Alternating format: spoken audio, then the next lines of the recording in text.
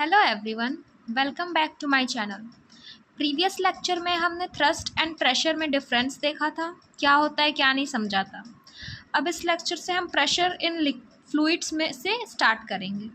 ठीक है, तो सबसे पहले हम इसे रीड करते हैं कि क्या लिखा है, फिर समझते हैं। The substance that can flow easily are called fluids. All liquids and gases are fluids. देखो, कौन से सब्सटेंस फ्लूइड्स कहलाते हैं? जो सब्सटेंस इजीली फ्लो कर सके। ठीक है, जो भी सब्सटेंस इजीली फ्लो कर सकते हैं उसे हम क्या कहते हैं? फ्लूइड्स कहते हैं। ठीक है, और कौन फ्लो कर सकता है? 3 स्टेट ऑफ मैटर होती है ना, कौन कौन सी? सॉलिड, लिक्विड और गैस। सॉलिड फ्लो कर सकता है क्या? ये पेन कहीं फ्लो कर रहा है? इस पेन के पार्टिकल्स फ्लो कर रहे हैं? नहीं ना। लेकिन हमारा जो लिक्विड होता है, कोई भी लिक्विड सब्सटेंस होता है, वो क्या कर सकता है? ईजिली फ्लो कर सकता है।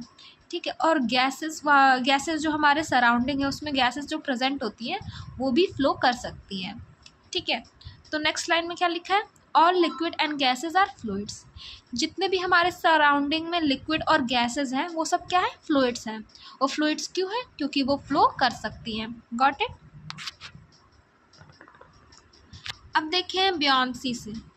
Generally, we see whenever an object is immersed in water, it appears to lose some weight and feels lighter.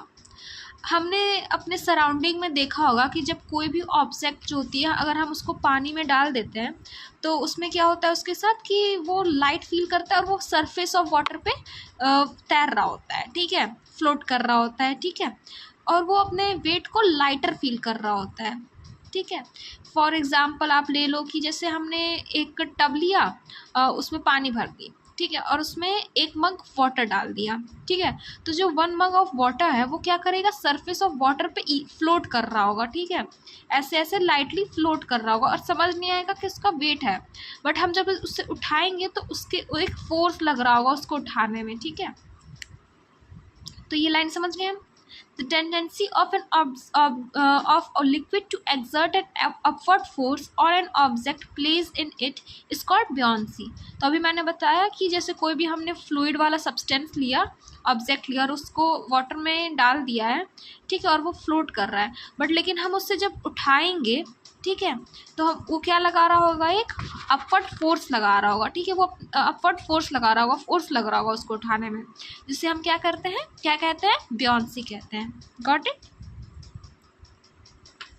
The upward force acting on an object immersed in a liquid is called buoyant force. जो ये upward force है उसे हम क्या कहते हैं? buoyant force कहते हैं।